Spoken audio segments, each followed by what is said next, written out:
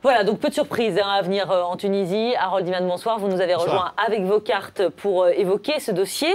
Est-ce qu'on sait aujourd'hui ce que proposent concrètement les islamistes, qui se disent modérés, les islamistes d'Ennahda?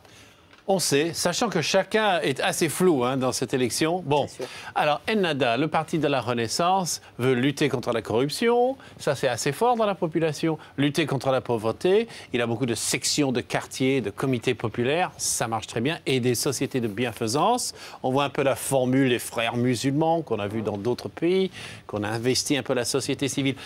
Ils ne disent rien de particulier sur la charia, même si dans leur passé, c'est très évident qu'ils souhaitent l'appliquer de manière beaucoup plus musclée. Et puis, ils aimeraient bien introduire de nouvelles notions comme cette célèbre finance islamique, c'est-à-dire la banque serait au service d'un individu, il n'y aurait plus d'intérêt, bien que l'on remplace des intérêts par des frais d'administration.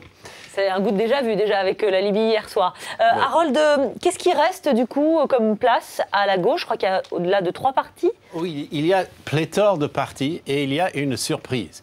Dans cette diversité extrême, et en allant du plus fort au moins fort, gauche nationaliste, un certain monsieur Marzouki, que j'ai rencontré à Paris, très très raisonnable comme personne, mais il a dit qu'il ne faut pas se couper des islamistes dans la Tunisie de demain. Même donc des discussions sont ouvertes. Les discussions sont grandes ouvertes et il est plutôt proche d'Ennahda tactiquement, pas idéologiquement. D'accord.